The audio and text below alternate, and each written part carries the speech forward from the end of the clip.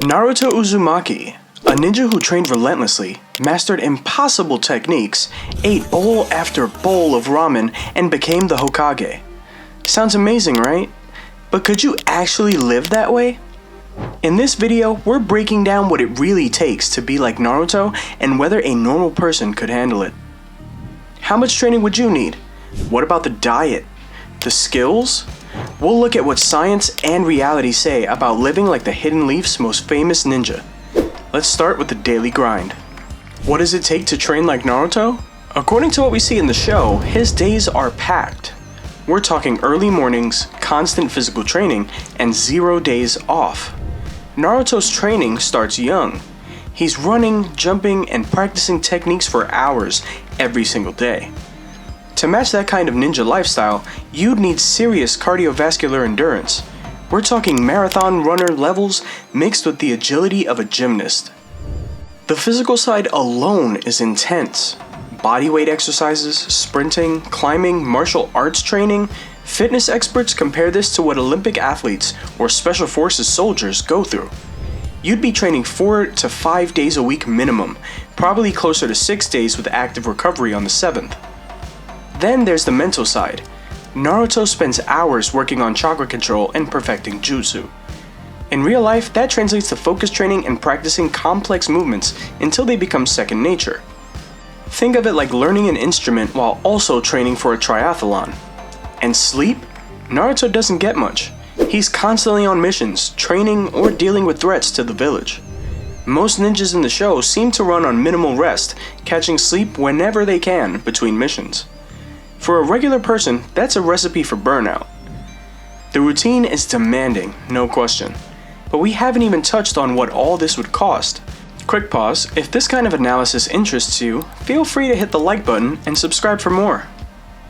Money. Let's talk about it. Being a ninja isn't cheap, even if you're not buying high-tech gadgets like Batman. First up, training equipment and gear. You need weapons, kunai, shuriken, training dummies, protective gear. Real martial arts equipment adds up fast. A good quality katana alone can run you several $100s. Multiply that by all the tools a ninja uses and you're looking at thousands just for basic gear. Then there's the training itself. Do you want to learn martial arts at Naruto's level? You'll need multiple disciplines.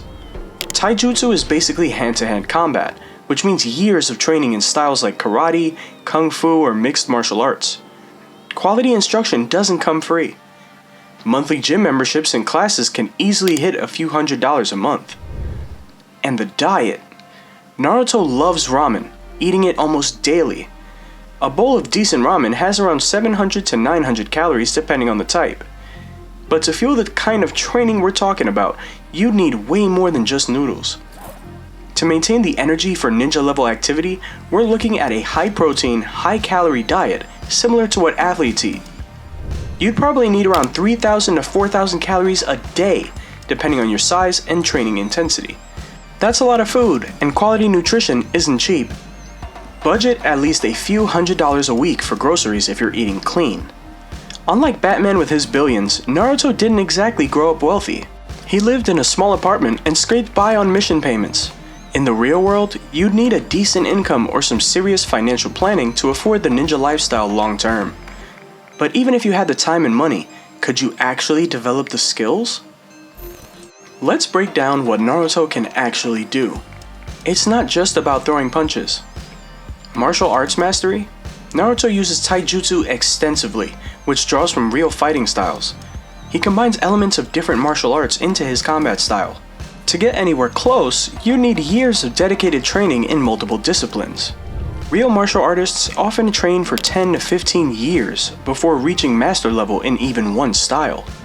Then there's his signature move, the Shadow Clone Jutsu. Obviously, you can't create actual clones, but the concept behind it is interesting. Naruto uses clones to train faster, learning techniques in a fraction of the time. In reality, you need incredible focus and the ability to practice efficiently. Think deliberate practice taken to the extreme. The Rasengan is another iconic technique. It's a spinning ball of chakra that takes immense control to create. While we can't manipulate chakra in real life, The closest equivalent would be mastering extremely precise, complex physical movements.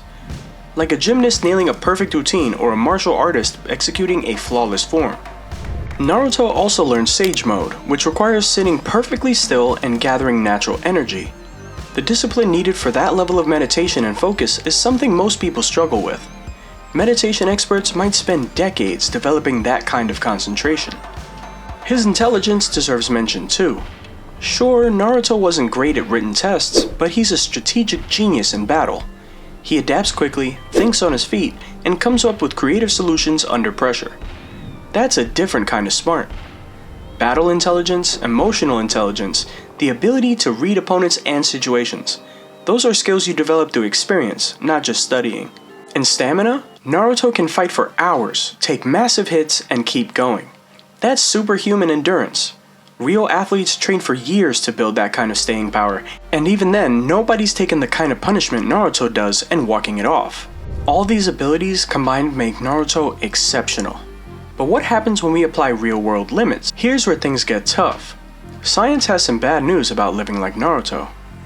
First, the training volume. Exercising intensely 6 days a week, every week, for years, your body would break down. Professional athletes have entire teams managing their health, recovery, and nutrition. Even they get injured regularly.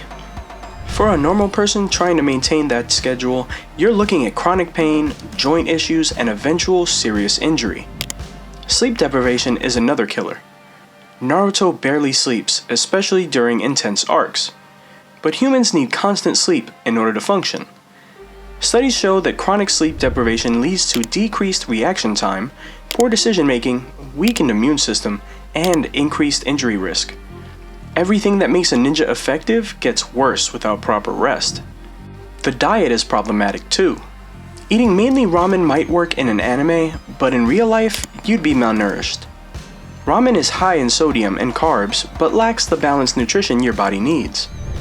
You'd need variety. Lean proteins, vegetables, healthy fats, complex carbohydrates. And that takes planning and money. Then there's the psychological toll. Naruto faced constant danger, lost friends, and carried the burden of an entire village's expectations. That level of stress would destroy most people mentally. Real soldiers and emergency responders deal with similar pressures and often develop PTSD or other mental health issues. The human body and mind aren't just built for that kind of sustained intensity. You'd need perfect genetics, unlimited resources, and probably still end up burning out within a few years.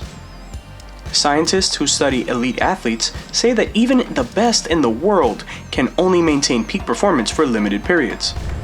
Naruto's lifestyle, maintained year after year, nearly impossible for a real person. After looking at everything, being Naruto in real life is pretty much impossible. The training is too intense. The time commitment is unrealistic. The skills take decades to develop even partially, and the physical and mental toll would wreck you. But that doesn't mean the lessons aren't worthless. Naruto teaches us about persistence, never giving up on your dreams, and working hard to improve yourself. Those are real things anyone can apply. You might not be able to create shadow clones or throw a Rasengan, but you can train consistently, set goals, and push your limits safely. You can learn martial arts, improve your fitness, and develop discipline. You can work on your focus and mental toughness. The key is doing it at a human pace. Train hard, but rest and recover. Challenge yourself, but don't destroy your body in the process. Learn from Naruto's determination without trying to literally copy an anime character's superhuman abilities. Maybe we can't save a village or become Hokage, but we can be heroes in our own lives. By showing up, doing the work, and being there for the people who matter to us. Smash that like button, subscribe if you want more reality versus fiction breakdowns, and comment which character's lifestyle you want me to analyze next. Your suggestion might be the next video. Fantasy might push beyond human limits, but understanding what's real makes the story even better.